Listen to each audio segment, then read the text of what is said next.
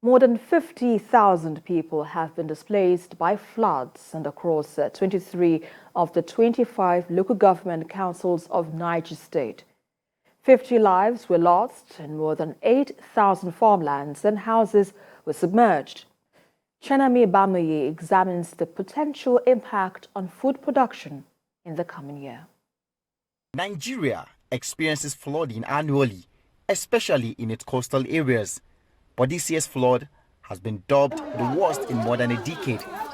Authorities blame the disaster on the release of excess water from Lagdo Dam in neighboring Cameroon and on unusual rainfalls.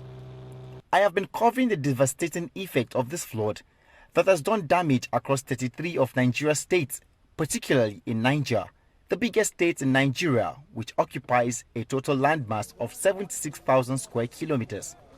Visiting the areas affected entails hours of sail on water in areas that used to be dry, dusty roads and farmlands, but who are now completely submerged.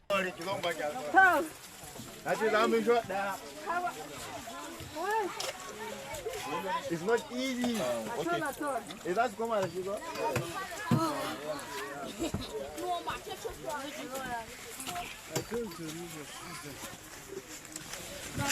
As the flood ravaged communities, local authorities have raced to provide relief to hundreds of thousands of people affected. Efforts to evacuate them from their submerged homes have, however, been relatively slow.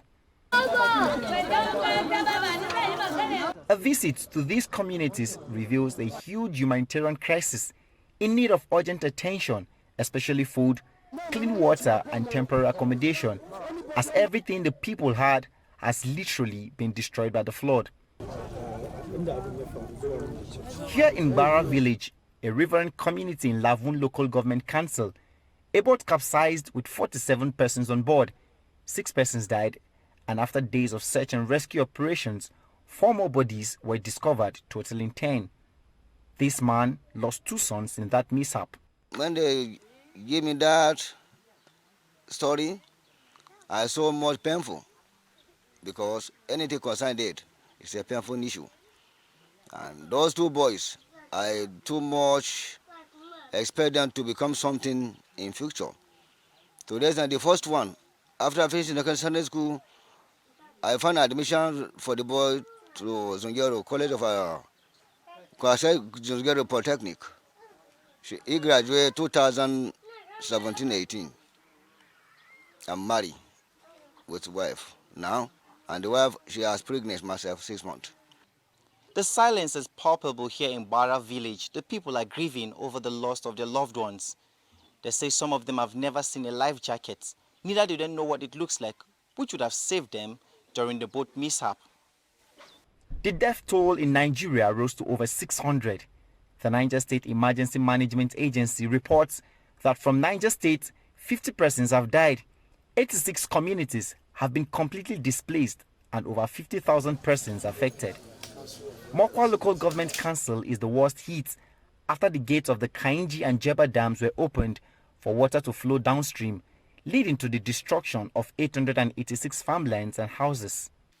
So there are areas in which government can come in, at least small things, put them into small things, empower them with businesses, teach their children, because you can imagine now, Keto has junior secondary school and senior secondary school. What is the story of the school by now? A whole time, yes! A whole time now gone. Before they now come back to that place, if they are going back now, second time is running. How about that education? And this is, if you cannot develop without education. It's a community. I'm telling you, I did my primary school there. We have presently a senior secondary school there, but all the children now, the pupils there now are scattered. Those that have their relatives in Mina, in wherever they have gone. How do you talk about it? The flooding has worsened food production crisis in Nigeria, especially in the northern part of the country, where banditry has displaced people from their farming communities. The inhabitants of the flood-affected areas are majorly farmers, and this poses a greater threat to food security. There are concerns that there might be food shortage in the coming year, except the people engage in aggressive dry season farming. When flood comes, it comes with both disaster and beneficial attributes. As the water recedes now, the plains will be more matured, will be more fertilized. As such, once they take advantage of this and go into any dry season farming, we hope the harvest is going to be bumper, and that will go also a long way to cushion what has been lost during the wet season.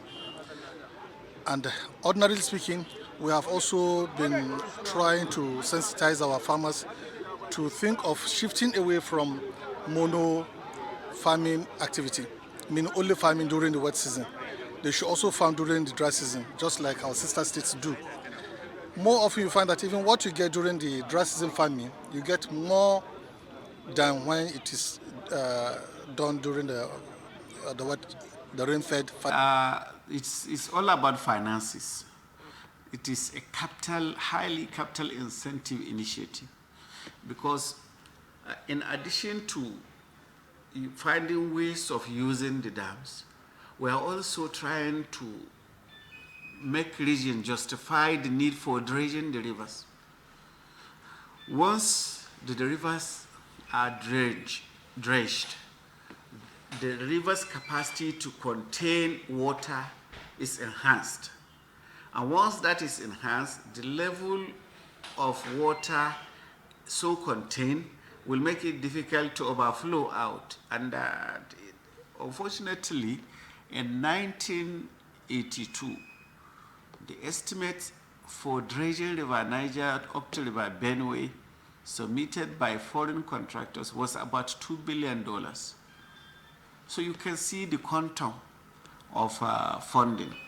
But we are still making a justification for that to the federal government to see what can be done, even if it is going to be done on a phase-by-phase basis. Solving the problem of flood requires construction of dams and dredging of the Niger River for it to find a free course for prevention and mitigation of flood.